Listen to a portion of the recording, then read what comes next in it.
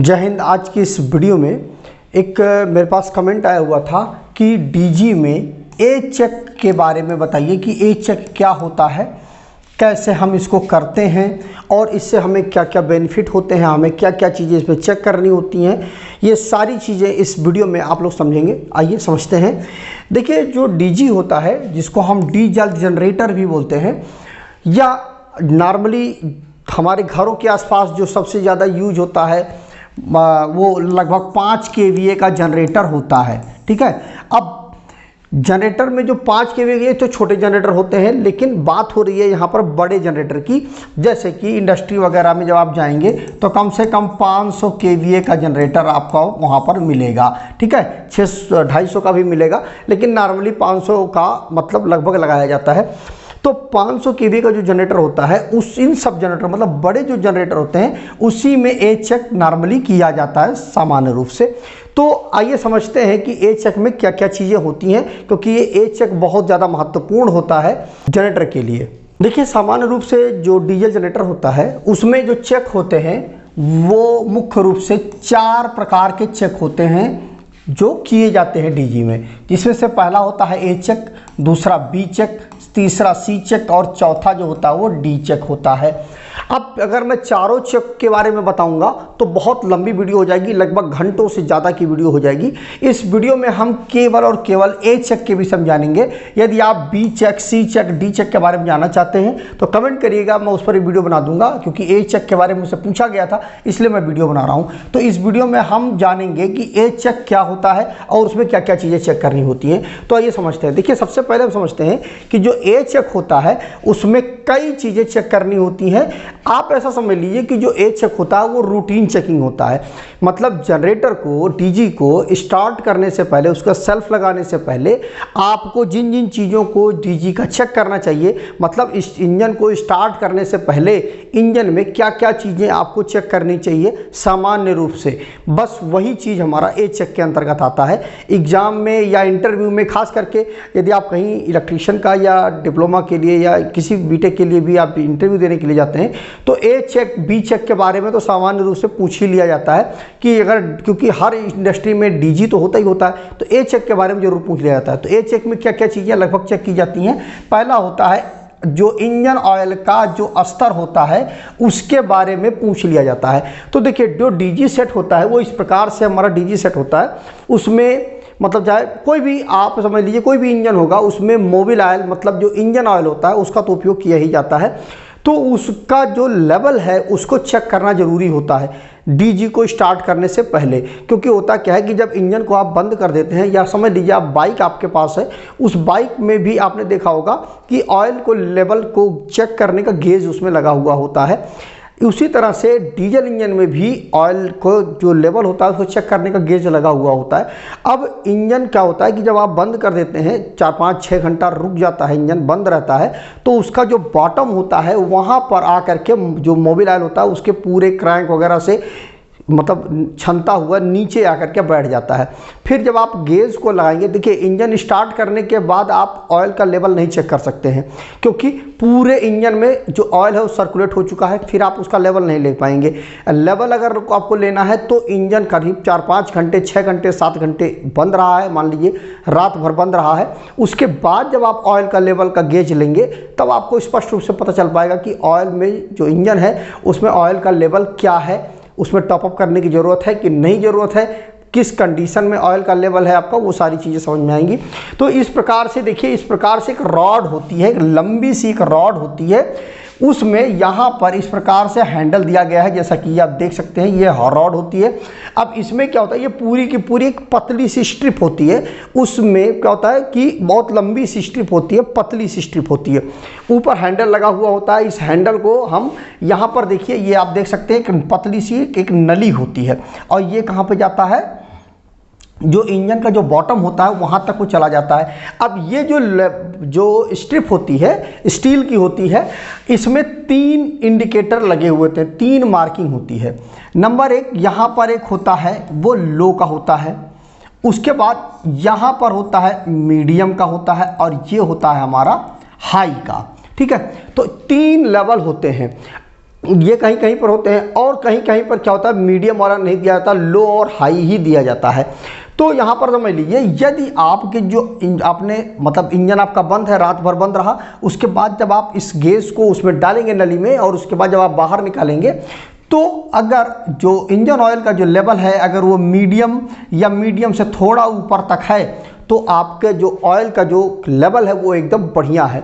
अगर लो के आसपास है लेवल, तो आपको ऑयल को टॉप अप करने की ज़रूरत है, क्योंकि ऑयल उसमें कम है। और अगर हाई है तो ऑयल ज़्यादा है, आप थोड़ा बहुत उसमें से ऑयल निकाल लें। तो नॉर्मली हाई तो होता ही नहीं है, लो की ही प्रॉब्लम आती है। देखिए होता क्या है कि पूरे इंजन की जो जान होता है वो ल्यूब ऑयल, मोबिल ऑयल ही होता है, लुब्रिकेंट जो ऑयल होता है वही होता है। अगर पूरे इंजन का जो जब आप चलाते हैं तो पूरा जो फंक्शन होता है क्या होता है, उसमें सारे पार्ट एक चलते हैं रगड़ते हुए। अब अगर मोबिल ऑयल उसके अंदर, ल्यूब ऑयल उसके अंदर, इंजन ऑयल नहीं होगा तो क्या होगा, फ्रिक्शन होगा, सभी पार्टों के बीच में फ्रिक्शन होगा, तो हीट जनरेट होगी, उसकी वजह से आपका इंजन सीज हो सकता है। कभी कभी आपने सुना भी होगा कि इंजन सीज हो गया। इंजन सीज हो गया मतलब क्या होगा, उसका केवल एक ही कारण होता है और कोई कारण नहीं होता है कि जो मोबिल ऑयल है, ल्यूब ऑयल है, वो इंजन में नहीं है, कम हो गया है या ख़त्म हो गया है, और आपने प्रॉपर तरीके से देखा नहीं। बाइक वगैरह की आपने देखा होगा, ये ज़्यादा चीज़ें होती हैं कि ऑयल जो लेवल कम होने की वजह से इंजन सीज हो गया। तो इंजन सीज हो गया मतलब क्या हुआ कि इंजन ऑयल होने ना होने की वजह से जो लुब्रिकेशन है वो इंजन का नहीं हो पाया, और जो पार्ट है वो घिस करके, रगड़ करके उसमें हीट ज़्यादा उत्पन्न हुई, जिसकी वजह से पूरा का पूरा इंजन जो आपका ख़राब हो गया। तो इस प्रकार से आपको देखना है कि जो ऑयल का जो लेवल हो वो मीडियम के आसपास या मीडियम से थोड़ा ऊपर हो, मतलब हाई और मीडियम के बीच में हो, तो आपका एकदम सही ऑयल का लेवल होगा। और यही तरीका होता है ऑयल के लेवल को चेक करने का। तो पहला काम यह है, इंजन को स्टार्ट करने से पहले आपको इंजन ऑयल का जो स्तर है, लेवल है, उसकी जांच करनी चाहिए। पहली चीज़ तो ये हो गई। दूसरी चीज़ है कूलेंट लेवल को चेक करना है। अब कूलेंट लेवल को आप कैसे चेक करेंगे, डीजी होता है, उसके ऊपर अगर देखिए, अगर वो उस इंजन में रेडिएटर लगा हुआ है तो उसमें कूलेंट का लेवल तो आपको तुरंत दिख जाएगा वहीं पर, ठीक है। तो वहाँ पर जब रेडिएटर लगा होता है तो यहाँ पर इस प्रकार से एक ट्रांसपेरेंट ट्यूब लगी हुई होती है, इस प्रकार से। तो इसमें दिखता है जब, और ये टैंक होता है, ये पूरा एक टैंक से जुड़ा हुआ होता है, तो जितना लेवल इस टैंक में कूलेंट का होगा उतना ही लेवल इसमें दिखाई देगा पानी का।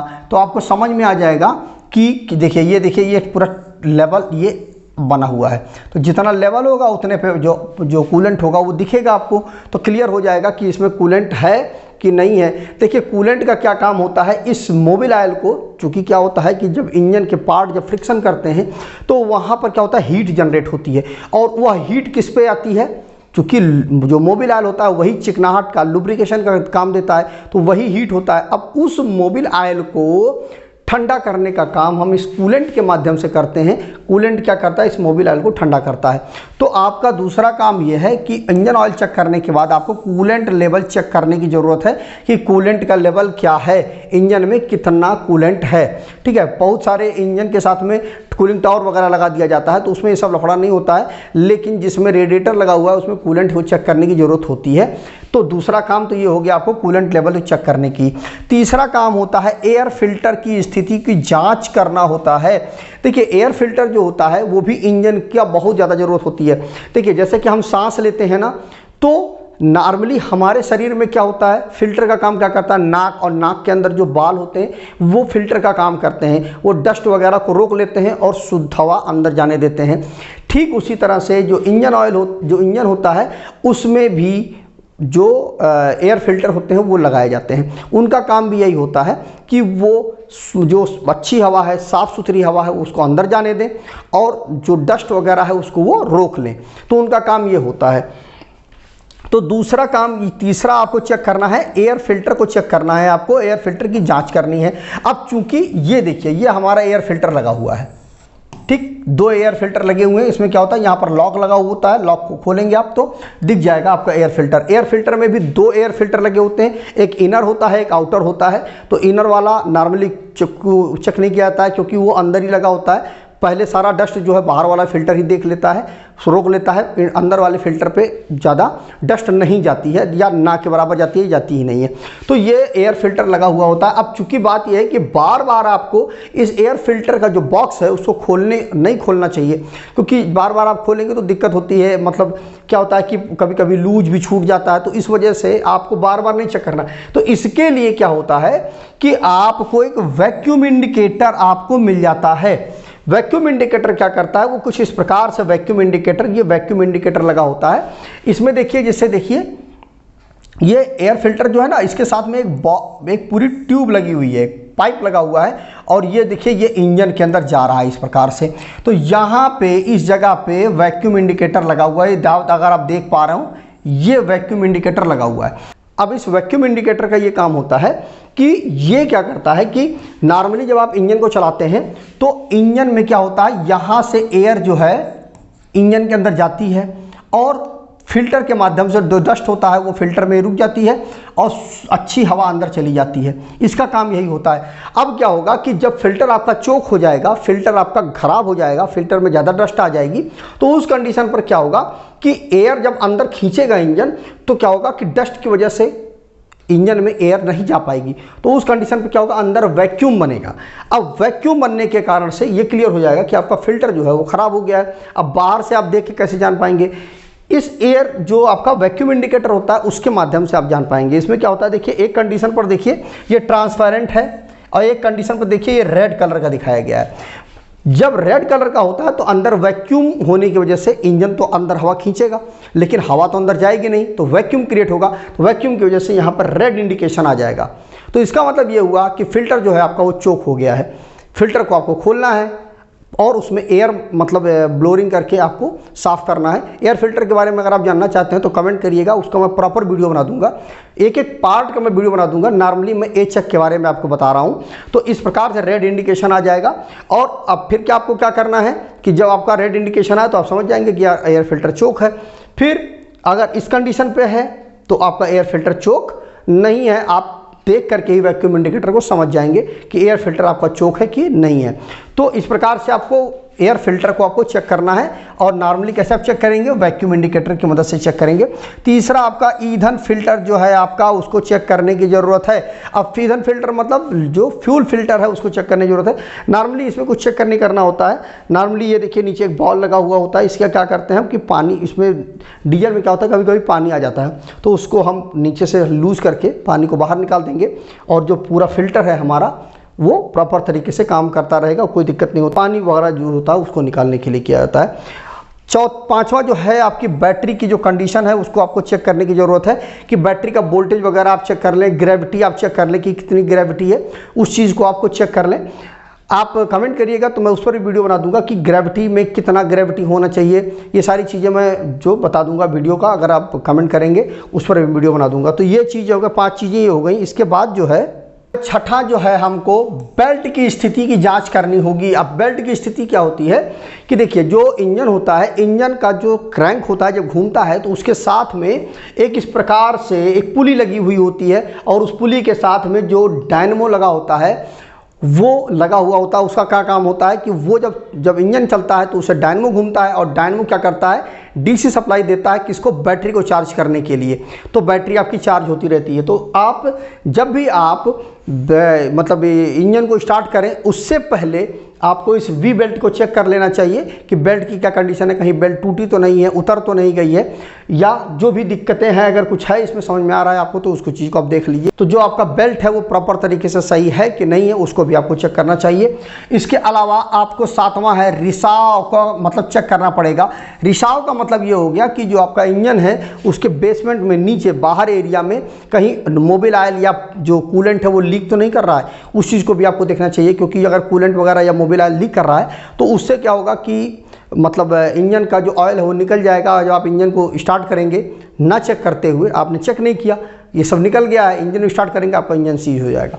तो इस चीज़ को भी आपको चेक करने की ज़रूरत है। इसके अलावा 8वां क्या है कि इंजन का जो तापमान है, टेम्परेचर, जब आप इस इंजन को स्टार्ट कर दें तो इंजन को जो टेम्परेचर है, जो प्रेशर है वो भी आपको चेक करना चाहिए। मतलब जो प्रेशर है, जो लूब ऑयल का जो प्रेशर है वो 40 से 60 PSI के बीच में होना चाहिए।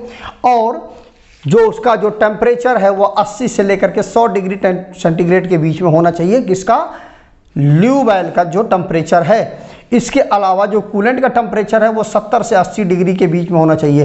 देखिए जो कूलेंट होता है उसका जो टेम्परेचर होता है वो कम होना चाहिए और ल्यूब ऑयल का टेम्परेचर जो हो ज़्यादा होगा, क्योंकि वो सीधे सीधे हीट से जुड़ा हुआ है, फ्रिक्शन से जुड़ा हुआ है, इसलिए उसका टेम्परेचर ज़्यादा होगा। और इस कूलेंट का काम होता है कि उस हीट को ख़त्म करना, इसीलिए इसका टेम्परेचर कम होगा तभी तो उसको ख़त्म कर पाएगा। तो इसका टेम्परेचर इतना होना चाहिए, ये चीज़ आपको जांच करना चाहिए। इसके अलावा जो नवा है, जनरेटर के वोल्टेज और फ्रिक्वेंसी की जांच करनी चाहिए। इंजन आपका चल रहा है, उस कंडीशन पर आप उसकी वोल्टेज को देख लें कि वोल्टेज क्या दे रहा है। उसके अलावा जो उसकी फ्रिक्वेंसी है वो कितनी है, 50 हर्ट्ज है कि नहीं है, कहीं ज़्यादा और कम तो नहीं हो रही है, तो वो चीज़ें भी आप जांच कर लें जब इंजन को आप स्टार्ट कर लें। मतलब ये हुआ कि 7 नंबर तक तो इंजन को स्टार्ट करने से पहले चेक करना है, और 8वां और 9वां जो है इसको आपको तब चेक करना है जब इंजन आपका चल रहा हो, तब चेक करना है। तो ये चीज़ें हो गई आपकी ए चेक के अंतर्गत, लगभग चीज़ें आती हैं। आपको कुछ और चीज़ें पता हैं तो कमेंट करके मुझे ज़रूर बताइएगा। लगभग मैंने सारी चीज़ें क्लियर कर दी हैं, कवर कर ली हैं। फिर भी यदि आपके मन में कोई डाउट बचा हुआ है, कोई कन्फ्यूजन बची हुई है तो उसको कमेंट करिएगा। अगर आपका कमेंट अच्छा हुआ तो उस पर वीडियो में ज़रूर बनाऊंगा। तो आज की वीडियो बस इतना ही। जय हिंद।